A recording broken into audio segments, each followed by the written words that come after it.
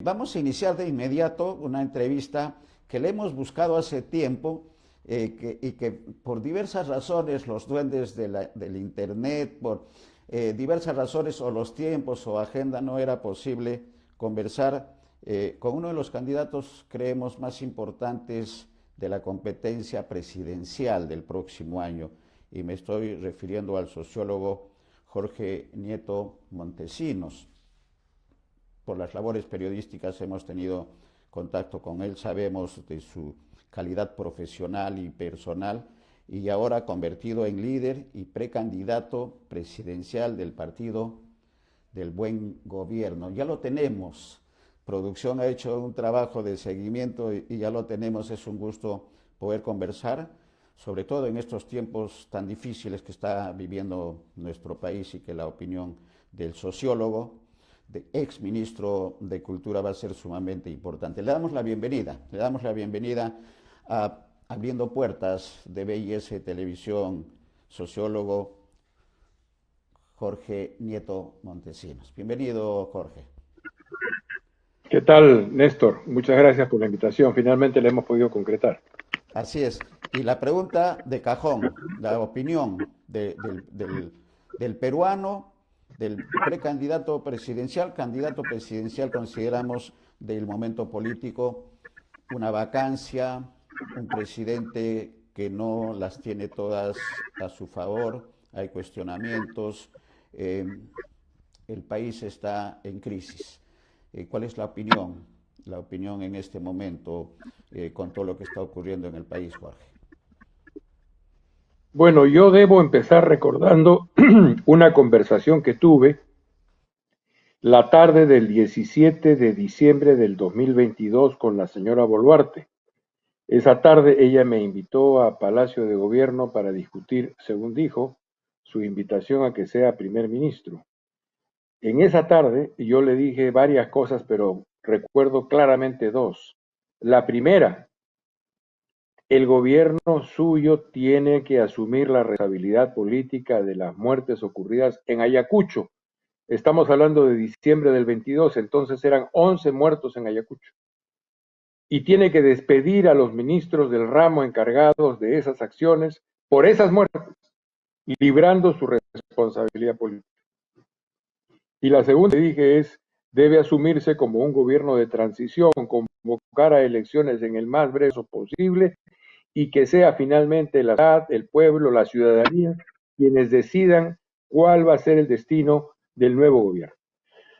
Ella, en vez de asumir estas propuestas que yo le hacía, decidió embarcarse en la coalición con la mayoría del Congreso, con los cuales ha cogobernado estos casi 3 años. En estos casi 3 años, la situación de seguridad ha desbordado la capacidad de las instituciones para enfrentarlas, no porque las instituciones no tengan capacidad para enfrentarlas, sino porque el Congreso, con el aval del gobierno de la señora Boluarte, han dado leyes en favor del crimen, innumerables leyes en favor del crimen.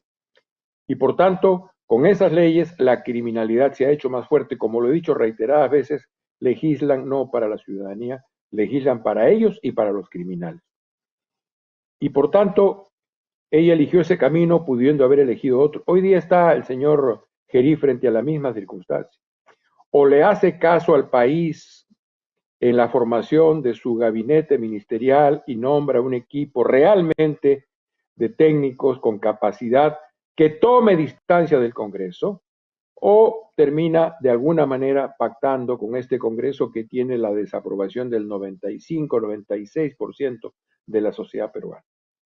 Sus antecedentes no nos indican nada bueno. Él ha sido uno de los que, bueno, no uno, fue el que sustentó el activamiento de las causas que la señora Boluarte tenía presente por las muertes ocurridas en diciembre del 22 y en enero del 23. Por tanto, no esperamos nada en ese aspecto de su parte, y al mismo tiempo ha sido votante de casi todas las leyes pro crimen. Y ahora aparece visitando cárceles y tratando de imitar a Bukele en la fotografía. En la realidad, cuando pudo hacer cosas, hizo cosas en favor de los criminales. Ese fue su voto y está ahí registrado en el Congreso para que lo podamos mirar. Por tanto, Yo no tengo ninguna expectativa. Me gustaría creer, contrariamente a lo que decía el título de un novelista peruano, que en octubre sí hay milagros, pero yo creo que en octubre no hay milagros y por tanto no veo que el señor Gerí puede estar a la altura de las circunstancias. Estamos hablando, Néstor, del Perú. Estamos hablando de una densidad histórica, de un Sí, país de una totalmente, gran complejidad cultural, económica, totalmente. social. ¿Usted cree que el tamaño del liderazgo que ha mostrado hasta ahora el señor Gerí está a la altura del Perú? Sí, ese es un tema. Y el otro tema también que sale del análisis inicial, Jorge, tiene que ver con si lo van a dejar gobernar.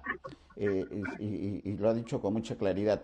La coalición del Congreso de la República, representada por las fuerzas, las bancadas que están ahí, finalmente han gobernado durante el periodo de Dina Boluarte.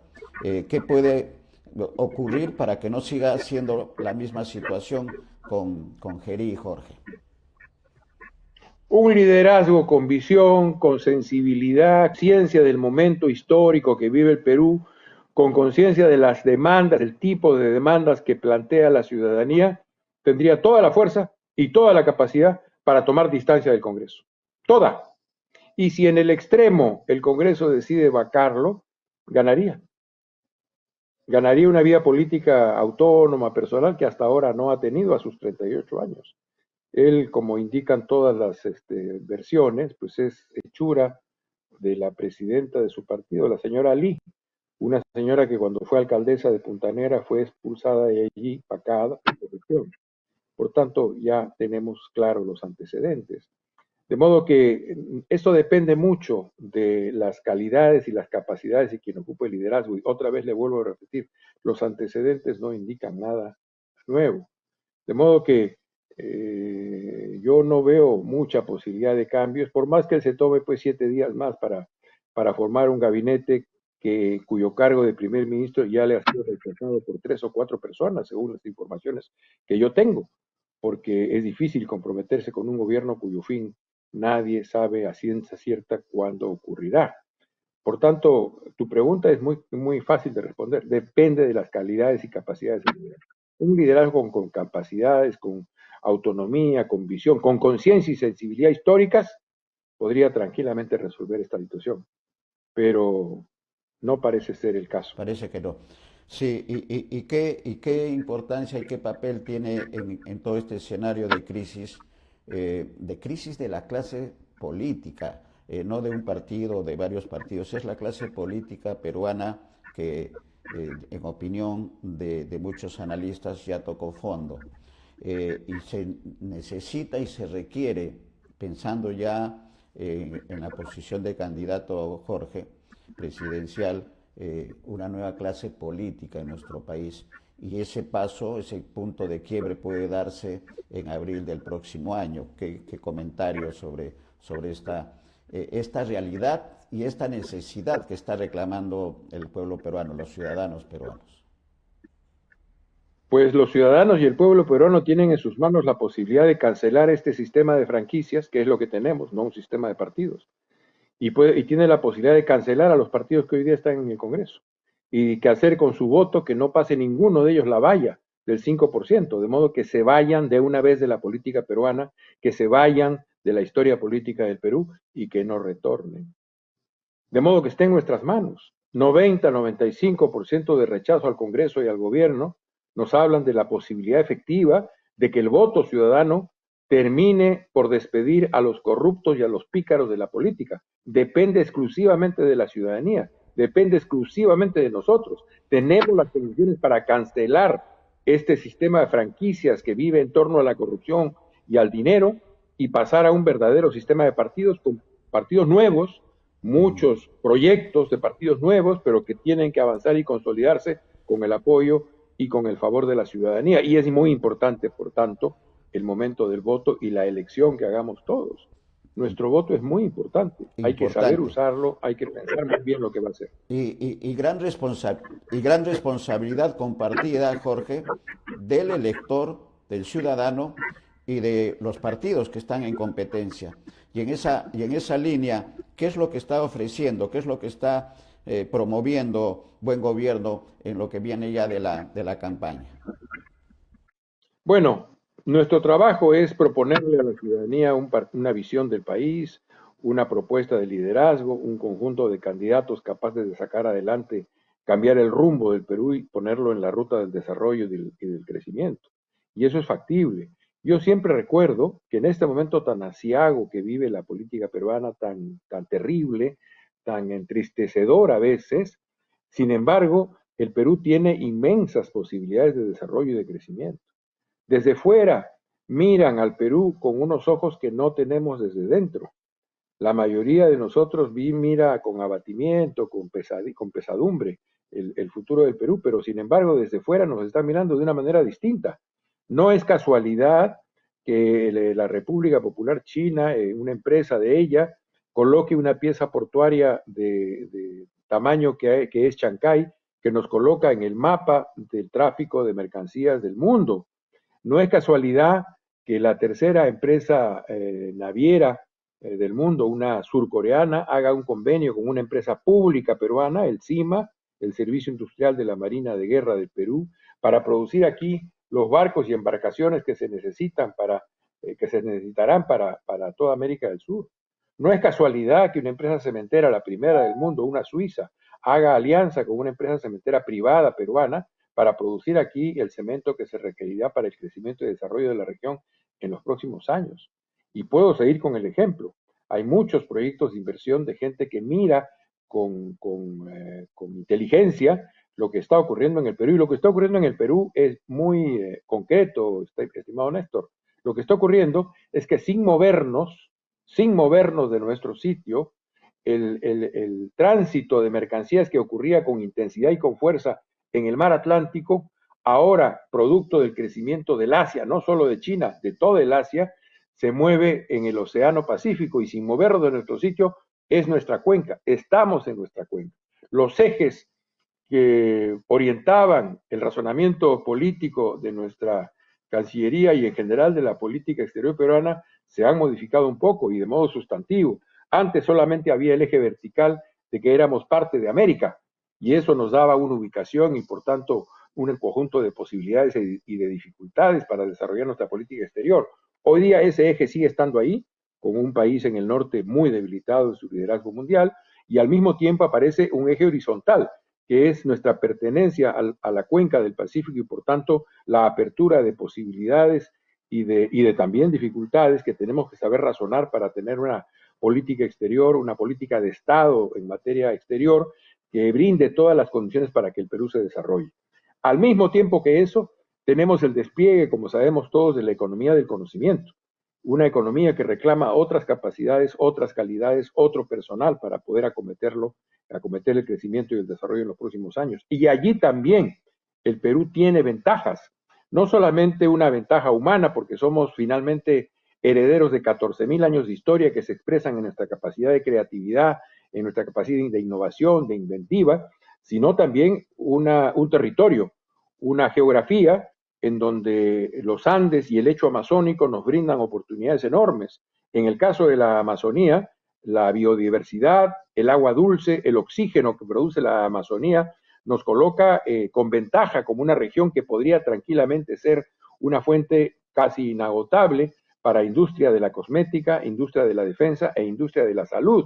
Y el desarrollo de una de las áreas que va a ser fundamental en la economía del conocimiento ya lo está haciendo, pero lo será más todavía en las próximas décadas, que es la biotecnología. Y el Perú tiene en eso capacidades y calidades, no solamente naturales, sino humanas para acometer ese desarrollo.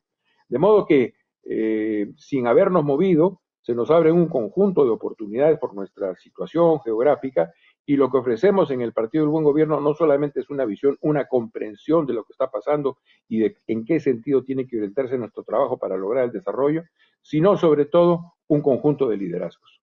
Nosotros no llegaremos al gobierno para aprender. Nosotros ya dimos examen y en mi caso particular, yo fui ministro de Defensa cuando ocurrió el fenómeno del Niño Costero y fui encargado de manejar la acción del Estado para enfrentar esa emergencia. Y dimos examen y salimos aprobados y con muy buena nota. Actuamos rápido y actuamos bien y nadie en el territorio nacional que necesitara ayuda dejó de obtenerla. Por tanto, tenemos una visión del país, tenemos un conjunto de políticas que hemos desarrollado con nuestra posición de plan de gobierno y tenemos una oferta de liderazgos que tienen capacidades y calidades ya comprobadas. Y eso ha sido ratificado en la gestión, como bien señala Jorge, en la gestión que tuvo al frente de un ministerio tan difícil como es el Ministerio de Defensa, que da además el panorama no solamente de territorio, sino geopolítico a propósito del comercio con los países asiáticos. De manera que estamos conociendo parte del plan de gobierno. ¿Y qué urgencias tiene el buen gobierno para la situación actual? El tema de la inseguridad, el tema de la corrupción, que es gravísimo por los miles de millones de soles que se pierden anualmente y que pueden servir para otras acciones. ¿Cómo ve ese escenario, Jorge? Bueno, empiezo por lo último, el tema de la corrupción. Yo te cuento algo, debo contarlo, aunque esté hablando de mí, pero debo contarlo.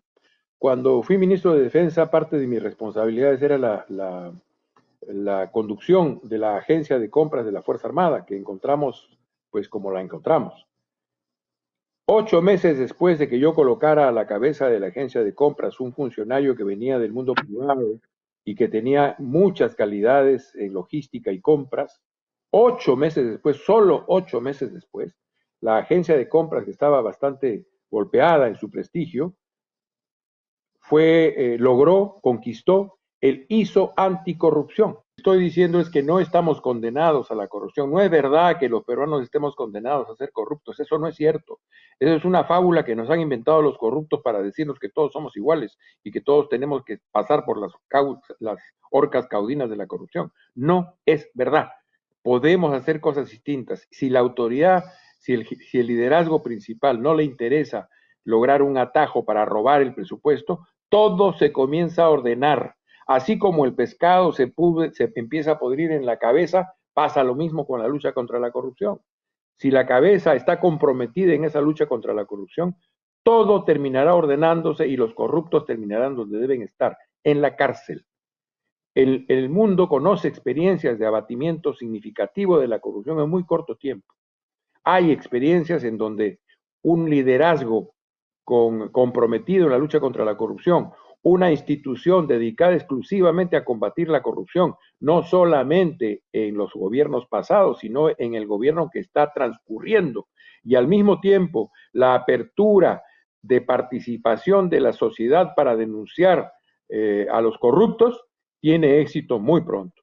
Toda la gente sabe quiénes están haciendo actos de corrupción, todos reciben de parte de una municipalidad o de otra las demandas de dinero para poder cumplir trámites que deberían cumplirse solo por mérito a los reglamentos y a las leyes, pero todos reciben presiones. Por tanto, si nosotros abrimos un espacio creíble para que la ciudadanía denuncie, los corruptos serán arrinconados muy fácilmente. Por tanto, yo lo que quiero transmitirles es que no solamente es posible, sino que en mi caso ya lo hemos hecho en la agencia de compras de la Fuerza Armada, que logró el ISO anticorrupción en apenas 8 o 9 meses de funcionamiento y de trabajo.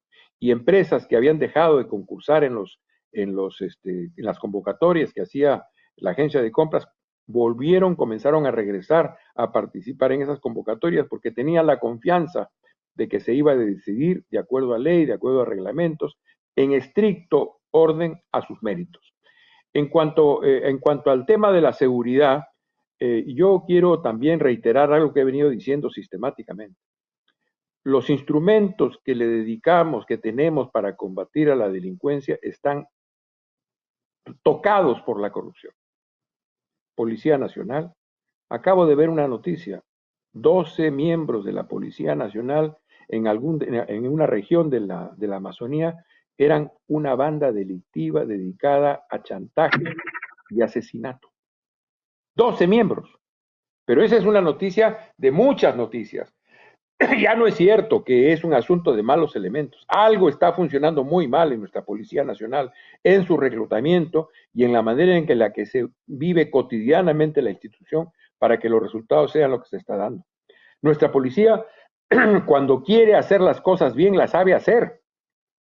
Tú recordarás que en el año 80 hubo una ola de asaltos bancarios, se formó una unidad contra los asaltos bancarios y en 6 meses se acabaron los asaltos bancarios. Y hubo otra ola un poco después de secuestros, se formó una unidad especializada de alto nivel en hacer seguimiento e investigación de secuestros y 6 meses después se acabaron los secuestros. Por tanto, no es algo que no hayamos hecho antes, ya lo hicimos. Pero claro, eso requiere un saneamiento total de la institución policial, como de la Fiscalía, del Poder Judicial y del INPE. Nosotros sabemos muy bien eso, no gobernamos nuestras cárceles. Mire usted lo que está pasando en la zona de Puno. Ahí tenemos un penal de alta seguridad, pero presos, ranqueados como presos, peligrosísimos presos, están logrando a través de una serie de triquiñuelas y de sobornos salir de ese penal de alta seguridad donde deberían estar y ser trasladados o a la cárcel de Juliaca o a la cárcel de Puno, con lo cual están comenzando a sentar sus reales y su funcionamiento delictivo en Juliaca, en Puno y en otras ciudades del sur del Perú. ¿Eso por qué ocurre? Por corrupción y porque no hay una autoridad preocupada por hacer el seguimiento cotidiano de lo que está pasando en ese orden de cosas, en la policía, en los penales, en la fiscalía, en el Poder Judicial, porque no hay que olvidar que en nuestro sistema constitucional el presidente es jefe de gobierno, pero también es jefe de Estado, y por tanto tiene que cumplir su función como jefe de Estado en el seguimiento cotidiano del conjunto de las tareas del gobierno. Por tanto, es factible combatir a la criminalidad si nosotros saneamos los instrumentos que le dedicamos a esa área del trabajo de gobierno, si tenemos un liderazgo que esté comprometido realmente con el combate a la criminalidad y que no sea pues estas salidas del señor Gerí que va por la foto para que se parezca a Bukele yendo a los penales para ver a los presos abatidos y en cuclillas, cuando él fue uno de los autores que firmó y votó a favor de las leyes en pro del crimen.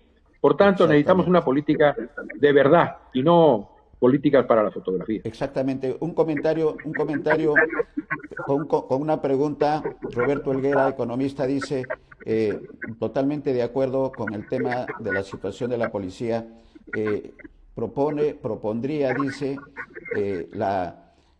el inicio de la situación de la policía actual se dio cuando se unifica la policía. Propondría que se independice la Policía de Investigaciones, la Guardia Civil y la Guardia Republicana, que eran inicialmente el origen y que en el gobierno de Alan García se unificó. Comentario, Jorge. Sí, he escuchado la idea, no sé si sea ya extemporánea su realización. Yo creo que la corrupción ha penetrado muy hondamente en la policía en sus tres estamentos iniciales. Por tanto, lo primero es sanear nuestra policía, limpiarla de los elementos que le están haciendo daño, producir una renovación institucional que nos permita un funcionamiento más adecuado a la ley y a la disciplina y al cumplimiento de su trabajo, hacerla efectiva aquella consigna que dice el honor es su divisa. Hay que volver a que la policía tenga el honor como su divisa. Hoy día no lo tiene. Lamentablemente hoy día no lo tiene. Me da pena y me da tristeza decirlo, porque hay policías honestos, honrados, que cumplen con su trabajo a lo largo y ancho del país. Pero lamentablemente, pues, estamos en una situación en la cual la corrupción ha ganado mucho terreno en la policía. Y mientras tanto, sus jefes están preocupados por tener un Audi, un automóvil de último modelo, de altísima gama, muy caro, como si eso fuera el premio a su pésimo trabajo, porque si ha crecido la delincuencia bajo su mando, pues no merecen ningún premio. Hay cosas que tenemos que corregir de raíz, hay privilegios que se están dando en todos los órdenes de cosas, no solamente a la policía, al propio Congreso. Tenemos que corregir eso. No podemos seguir siendo un Estado que es desangrado por un conjunto de privilegios para gentes que no cumplen con su trabajo. Eso tiene que cambiar de raíz. Y que además protege la impunidad, Jorge, ¿no? Son 15 los dispositivos aprobados por el Congreso que protegen a la delincuencia. Esa debe ser una de las acciones urgentes en un probable gobierno del Partido del Buen Gobierno. Y otro tema Diego, también seguramente tendrá que ser la atención especial al tema de la educación y de la salud de los peruanos, Jorge. derogar las leyes pro crimen. Eso hay que hacerlo Sí sin o sí. ninguna duda empezando el gobierno. Y por eso, Néstor, por eso, aunque parezca locura, yo llamo a la ciudadanía a que logremos ganar el Congreso en la primera vuelta. Las tareas que tenemos por delante son muy grandes y se ha construido un diseño constitucional hoy día por parte de esta mayoría espuria en el Congreso y legítima, en donde se le ha dado al Senado de la República una enorme cantidad de poderes. Se ha roto el diseño clásico del equilibrio de poderes entre el Ejecutivo, el Parlamento, el Judicial y todas las demás instancias. Se ha roto en favor del Congreso y particularmente del Senado. Hoy día vamos a tener un super Senado. Si queremos corregir eso, tenemos que lograr mayoría en la primera vuelta y tenemos que no dar un solo voto a los partidos que están en el Congreso, que son los responsables de esta situación. Vuelvo a repetir, está en nuestras manos. Está en nuestras manos. Si no usamos bien nuestro voto, no nos quejemos. Depende de nosotros. Y por tanto necesitamos hacer un trabajo muy intenso en esa dirección. Y ciertamente tienes razón cuando dices que tanto la educación, la salud como la educación son prioridades. En el caso de la salud, Néstor, además de todo lo que plantea nuestro plan de gobierno, que tiene que ver con la prevención, que tiene que ver con el fortalecimiento del primer nivel de atención de salud, que tiene que ver con el hecho de que cada distrito del Perú tiene que tener por lo menos una posta médica de altísima calidad, con todos los instrumentos necesarios para hacer las mediciones médicas, pero también con personal, doctores, enfermeras, personal administrativo que nos permita dar una atención de primer mundo a nuestra gente, en cualquier distrito del Perú. Pero junto con ello hay un tema que para mí es fundamental, la anemia infantil. Tenemos 42% de anemia, está creciendo en promedio nacional y algunas regiones como Puno tienen 70% de anemia. ¿Y sabes qué, Néstor? Nosotros hemos vencido la anemia en el Perú.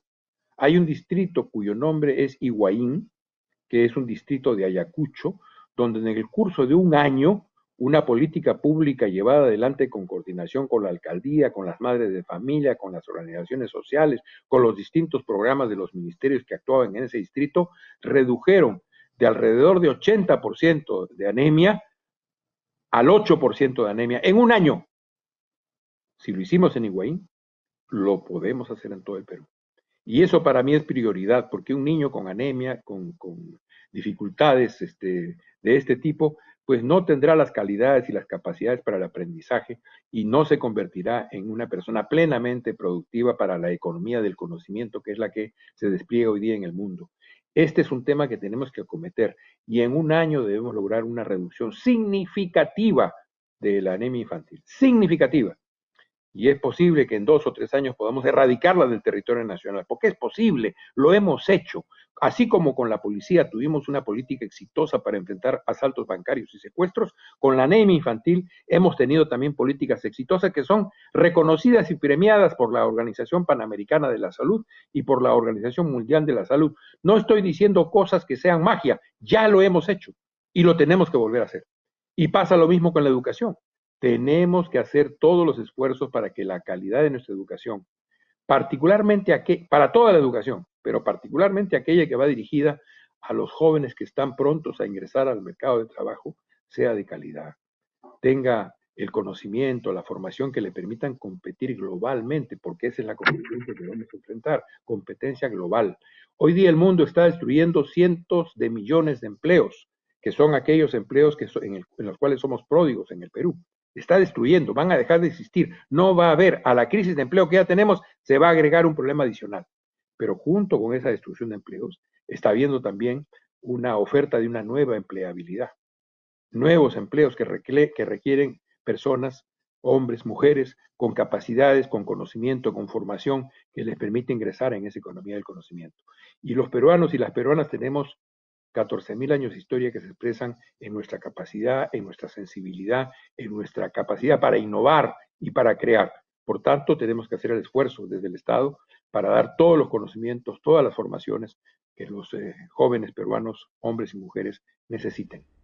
Totalmente, y no olvidando no olvidándonos de la educación digital, de la inteligencia artificial que se está trabajando mucho para los jóvenes, y no esperar postular a la universidad para ingresar a la universidad cuando ya hay educación digital que los entrena para el trabajo. Y hay dos empresas peruanas que están teniendo éxito no solamente a nivel nacional, Jorge, sino es el grupo Cueva, si no me equivoco, que lo hemos entrevistado acá, que está capacitando a los jóvenes en la educación, con educación digital, entrenándolos para el trabajo, y no esperar lo que está ocurriendo en el escenario actual de la educación de nuestro país.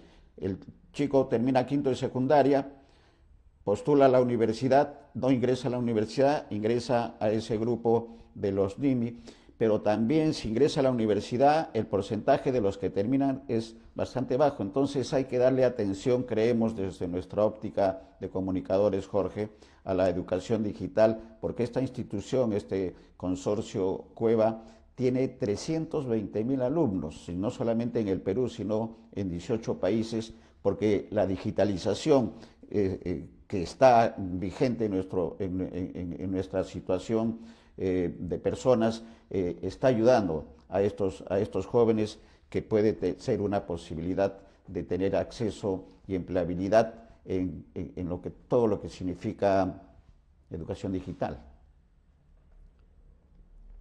Comentario.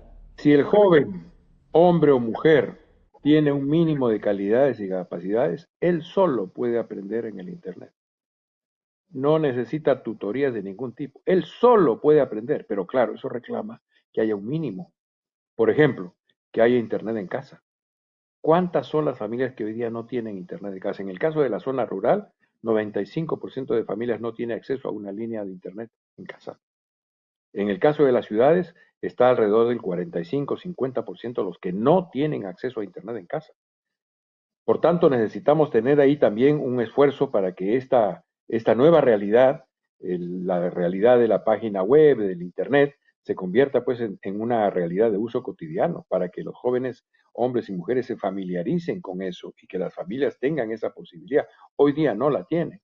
Y no la tienen por defectos de nuestra política pública. Nosotros tenemos una red dorsal de fibra óptica que nos costó $2.200 millones, una red nacional y un conjunto de redes regionales de calidad casi surcoreana, a la que tenemos prácticamente en desuso desde el 2014, cuando fue finalmente concluida.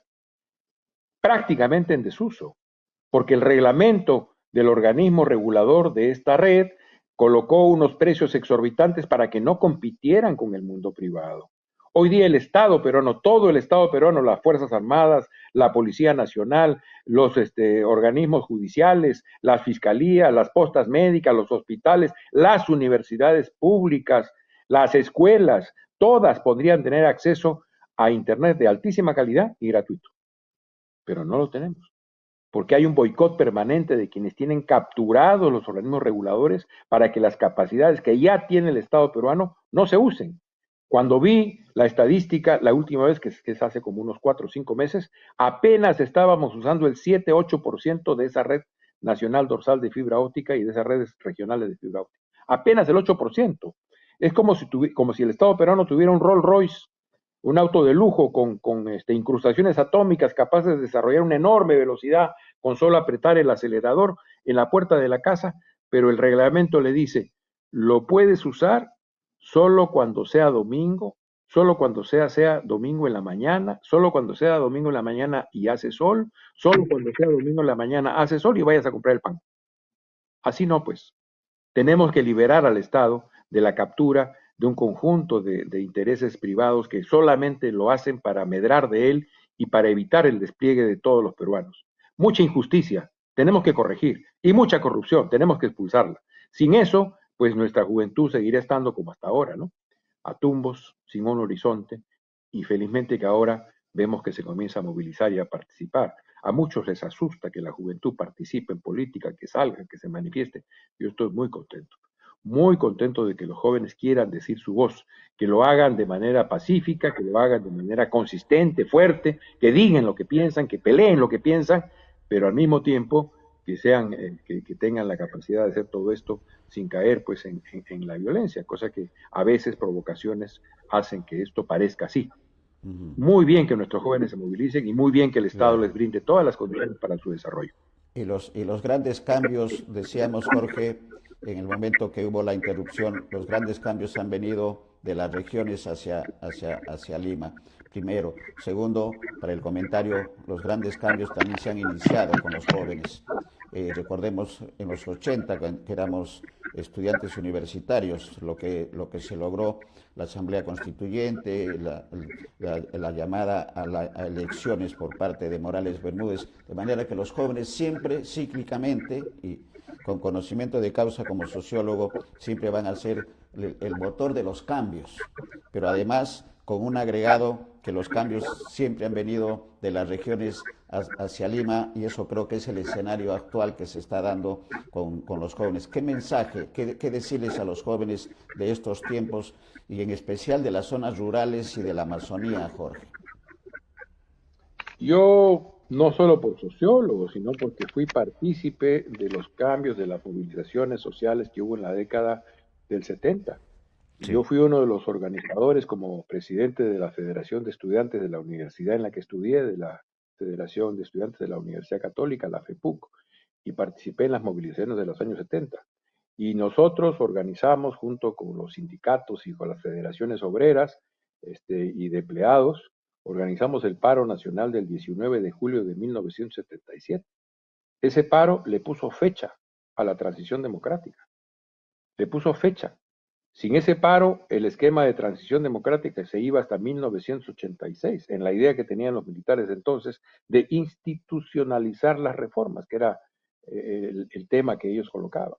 Pero fue el paro del 19 de julio de 1977 la más intensa movilización social que ha habido en el Perú a lo largo de todo el siglo XX, y yo diría aún hasta ahora, el que puso fecha a la transición democrática y trajo nuevamente el retorno de la democracia al país, sin la cual el despliegue del país y de la juventud y su participación no hubiera sido posible.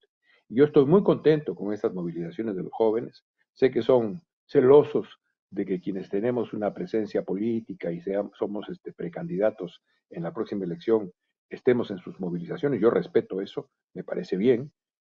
Para mí es más importante, no creo que sea lo correcto, pero para mí es más importante que los jóvenes se movilicen, que digan su voz, que participen, que se abran un espacio en la vida pública del país, que reclamen su lugar.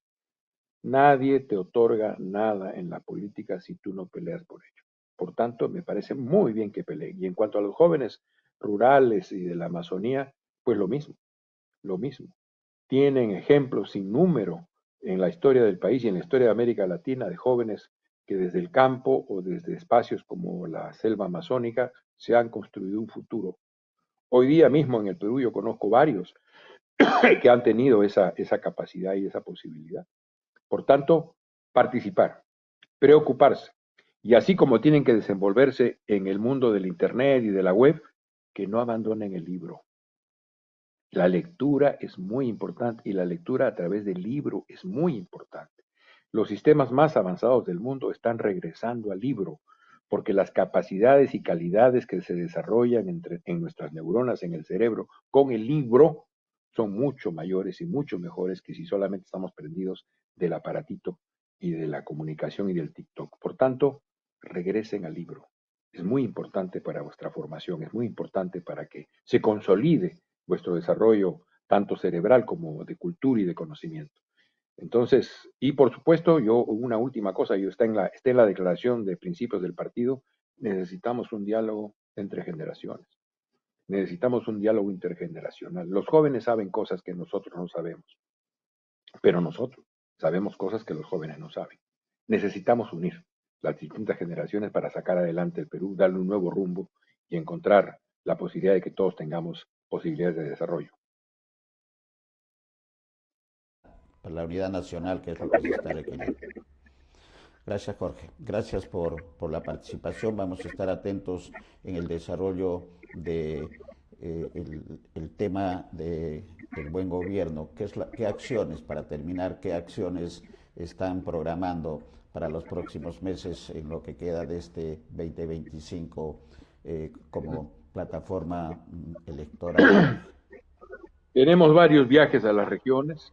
Nuestros comités regionales están trabajando. Hoy día estamos inmiscuidos en el proceso interno de selección de delegados primero y de candidatos a los puestos de elección popular después. Estamos en pleno trabajo, pero nuestra tarea es muy clara, Néstor. Ganar la próxima elección, ganar el Congreso, la mayoría del Congreso en la primera vuelta y producir los cambios que el Perú necesita. Para esos cambios necesitamos mucho poder. Necesitamos un gobierno con poder. La gente lo dice a su modo. Cuando yo salgo a las regiones o voy a los barrios de la capital, la gente me dice un apellido, me dice Bukele. Cuando dicen Bukele, por un lado dicen pues su enojo con los delincuentes y la necesidad de que reciban un trato duro, fiero, que paguen los asesinatos, los crímenes que han hecho. Pero dicen algo más. Cuando uno conversa con ellos y trata de extraer más ideas de esa frase, dicen algo más. Dicen, queremos un gobierno con poder. Y en democracia, un gobierno con poder es un gobierno con mayoría parlamentaria. Esa es nuestra tarea. Y aunque parezca enorme, aunque parezca casi imposible, esa es la que tenemos que acometer. En el Perú no será la primera vez que lo hayamos hecho. Belaúnde en el 80 lo logró. García en el 85 casi lo logra por muy pocos votos y logró finalmente por composición política la mayoría en el Congreso. Humala en el 2011, con composición en el Congreso y con una fuerza mayoritaria importante, logró también tener esa mayoría en el Congreso. Y la señora Fujimori en el 2016 tuvo 73 diputados, de los cuales no recordamos ni una sola ley en beneficio del Perú, pero lo logró. Entonces, no es una tarea que no hayamos acometido. Yo los invito a todos a pensar seriamente en esto y a tener conciencia del poder de nuestro voto. Tenemos que ganar la próxima elección y tenemos que ganar la mayoría del Congreso en la primera vuelta.